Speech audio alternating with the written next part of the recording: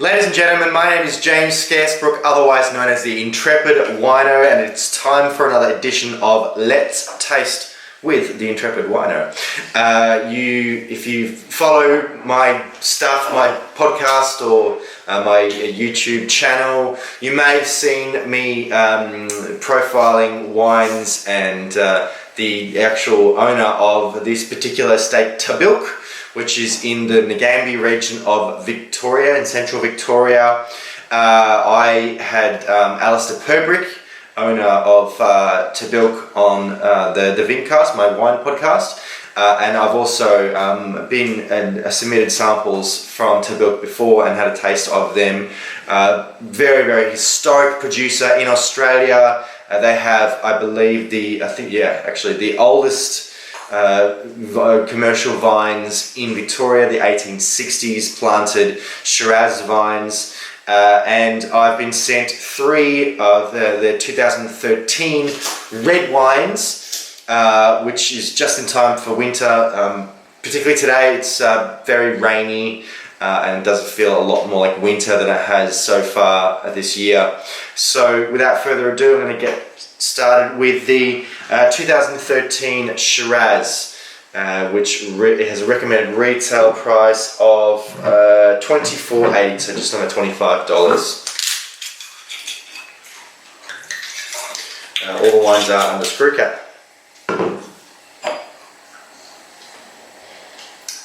Lovely sort of bright garnet colour, reasonably dark, but not super intense. You can sort of see through the wine.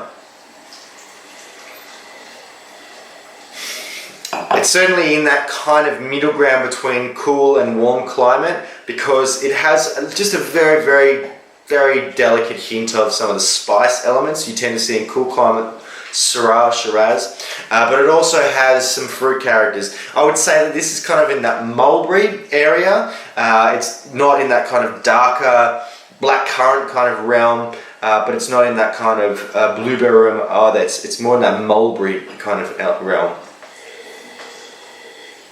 It has that kind of squeakiness that I like to see in very well made clean Shiraz. Let's taste.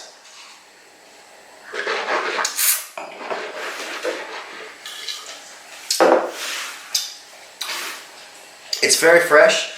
There is some intensity right in the middle, but it is a very clean wine. There's not a huge amount of carry through on the palate. It's really very much in the front and the mid palate. Very solid fruit. It has a little bit more darkness on the palate as far as fruit.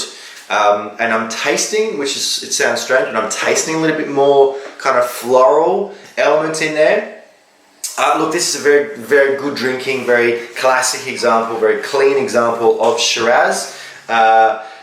It possibly isn't as interesting as I would like to see it. It's sort of it's not leaning either way. It's not kind of dark and full enough to be, a very powerful expression of Shiraz, but it's also not kind of lean and sinewy enough to be a more elegant, cool climate example. But very solid drinking for $25 retail. Let's continue with the Cabernet Sauvignon 2013, also a recommended retail of just under $25. Again, quite dark, a little bit more intensity as far as as far as being able to see through it. There's a little bit more concentration here.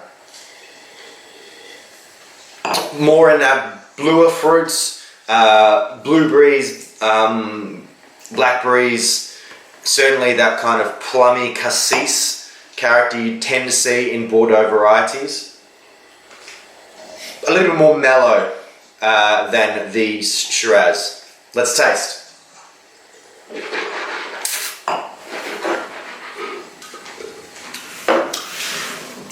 There's a little bit more expression in the Cabernet. I think it's a little bit fuller, more powerful.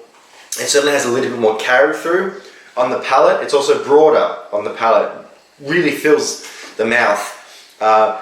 It definitely has, it's quite full, plush fruits in that darker, kind of plummier realm. but it's also not kind of bland, broad, or dewy at all. There is still quite a lot of freshness. So I think this is probably my pick between the Shiraz and the Cabernet. I think this is a much better expression of varietal style of wine. So for $25, really cracking Cabernet.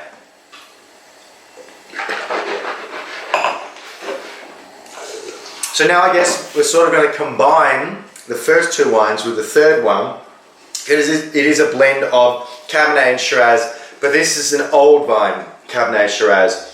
So Cabernet and Shiraz, it's not really a blend you find very much outside of Australia, but it has at least historically been very classic Australian blend, Cabernet Shiraz and Shiraz Cabernet, because I think the argument was that Shiraz could do the job of Merlot as far as filling the kind of the donut hole. If you haven't heard of it, Cabernet has what's known as a donut effect, where it's quite powerful on the front and then has good complexity, like it has good length on the back, but it's hollow in the middle.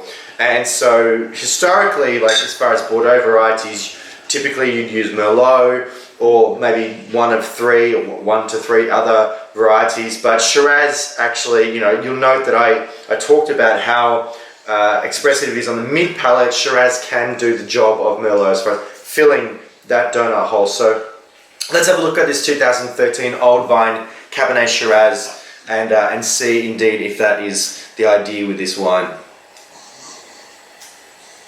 A little bit more brooding, a little bit more subtle. I guess there's probably a little bit more kind of floral in here.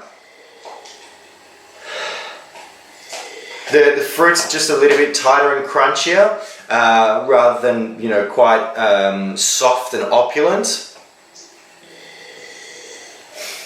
Definitely more in a kind of smaller berries. And then slightly redder berries here. It sort of sits somewhere between kind of blueberry, blackberry, and mulberry. It's kind of combining the first two, which is probably not hard to understand. Let's taste.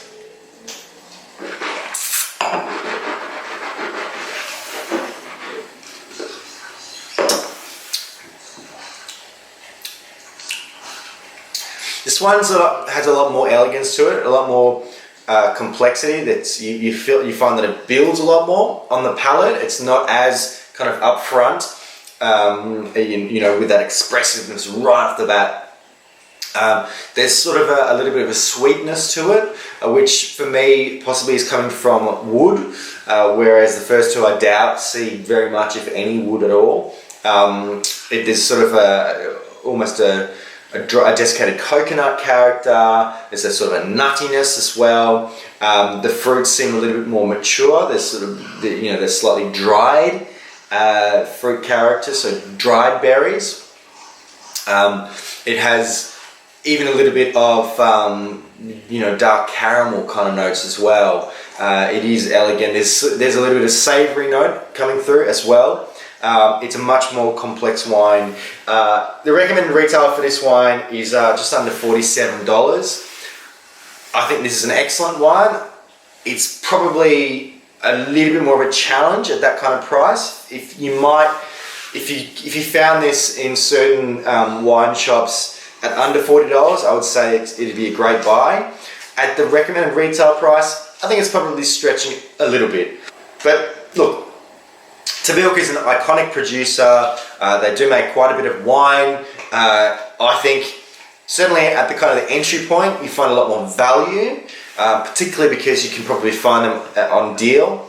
And Tahbilk also is a wonderful place to visit. So I do recommend going to visit Tahbilk when you get an opportunity. But thank you very much, Tahbilk, for submitting the samples. Thank you very much, guys, for watching this video. If you did enjoy it, please hit that like button. If you have any questions or comments, please make them below. Come and visit me at intrepidwino.com. You'll find lots of different writings, videos, episodes of my podcast. Do please have a listen to the episode of the Vincast with Alistair Purbrick. Yeah, get in contact with me because I'd love to hear from you. But until next time, cheers.